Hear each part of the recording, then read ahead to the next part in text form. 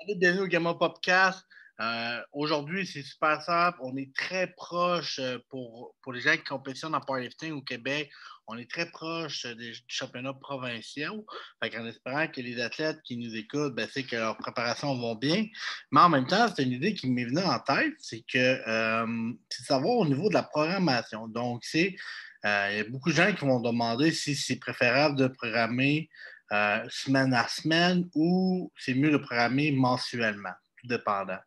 Ou il y en a qui ça va être un bloc de 6-8 semaines. Tu sais, chaque coach a un peu leur propre méthode, leur propre méthodologie. Donc, un peu voici ma façon de penser tout ça. Je ne pense pas qu'il y a une meilleure méthode qu'un autre.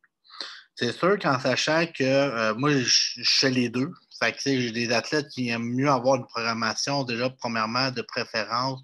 Par exemple, avoir leur bloc de 4 semaines.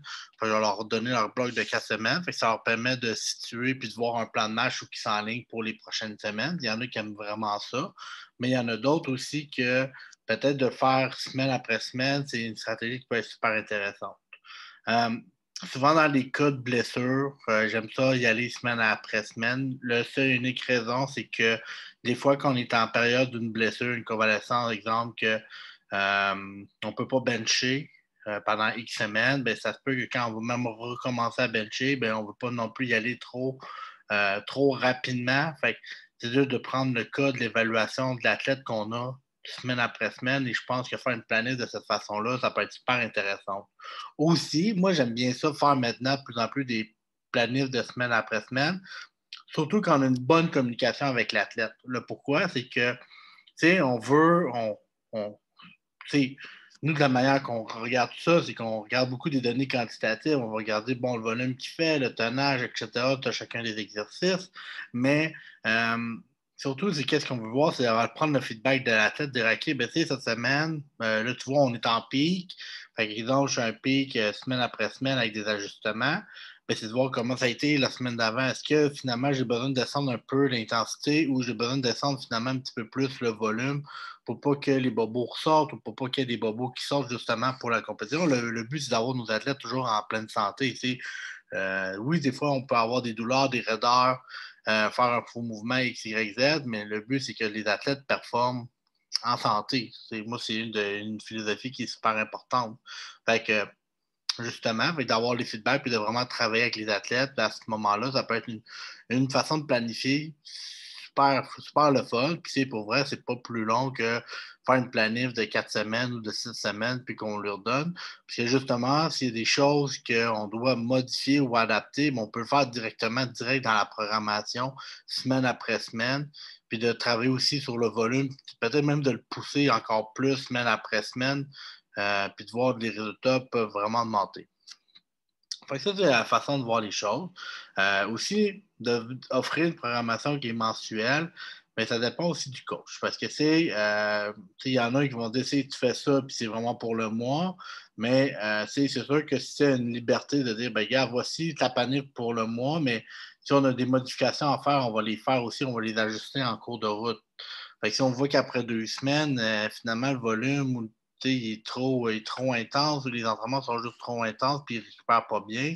Et peut-être aller l'ajuster la semaine 3 justement pour qu'ils puissent éviter les blessures ou justement une surcompensation de son système nerveux ou autre pour pas qu'il y ait un crash down. Fait que justement de bien faire attention lorsqu'on programme parce que souvent je remarque que on peut mettre beaucoup du junk volume. Fait que, il y a beaucoup de monde, des fois, qui ont tendance à dire, je vais faire 10 sets de 10, après ça, je vais faire, au deadlift, puis après ça, je vais faire 5 séries de 5, puis là, ils mettent des volumes de malade mental, mais que, après X séries, peut-être l'athlète est déjà brûlé, puis là, l'athlète, nous, c'est simple.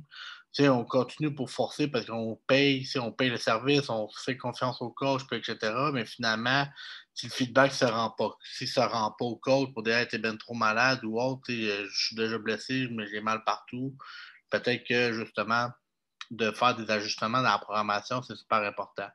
C'est une philosophie. C'est comme j'expliquais, je pense qu'il n'y a pas une meilleure méthode qu'un autre. Moi, je fais les deux. J'aime faire les deux, tout simplement.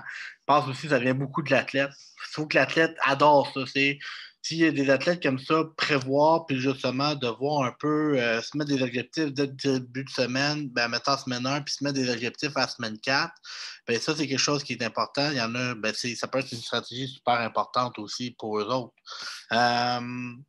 Sinon, moi, je pense que c'est notre devoir de faire attention aussi, c'est d'offrir qu'est-ce que l'athlète a de besoin. Fait que si je vois que l'athlète aussi, il dit, ah, je veux une programmation de 4 semaines, mais qu'il veut tout le mois, mais il est vraiment blessé de partout, ben, peut-être à nous autres de peut-être des bagarres.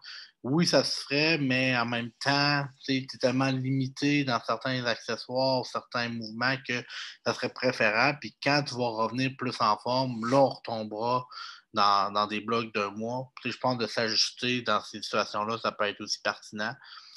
Mais en bout de ligne, qu'est-ce qu'on regarde beaucoup? C'est qu'il faut prendre le temps d'être conscient de travailler avec l'athlète, d'avoir du feedback de l'athlète, regarder si finalement l'athlète récupère bien, si l'exécution est bien faite, s'il est capable de tolérer le volume aussi, si le tonnage augmente. C'est vraiment d'aller regarder plus les données quantitatives, puis aussi le point de vue objectif des entraînements quand on est coach, de voir si la programmation en fait du bon sens ou non.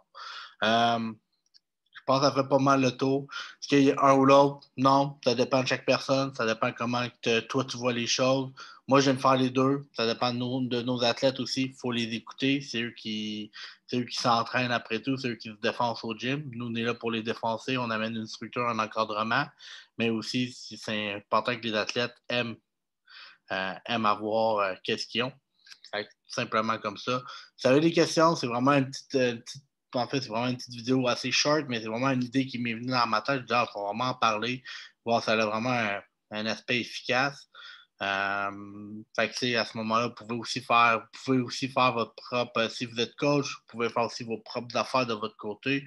C'est ça qui est le fun dans le coaching, c'est tellement individualisé à chaque personne que vous choisissez qu'est-ce que vous aussi vous préférez, puis aussi ben, avec les athlètes, vous faites qu'est-ce que vous voulez avec eux autres.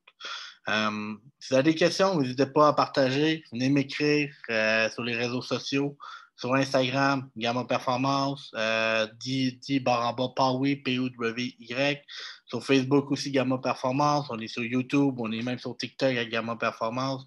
Fait que n'hésitez pas à vous abonner. On est là justement pour grandir la communauté du powerlifting, agrandir la communauté de l'entraînement au Québec. Je pense qu'on a beaucoup de choses à amener de l'avant. Puis on est là avec vous autres. Fait que merci encore pour ceux et celles qui nous écoutent. Et on se dit à la prochaine. Bon entraînement, gang. Ciao.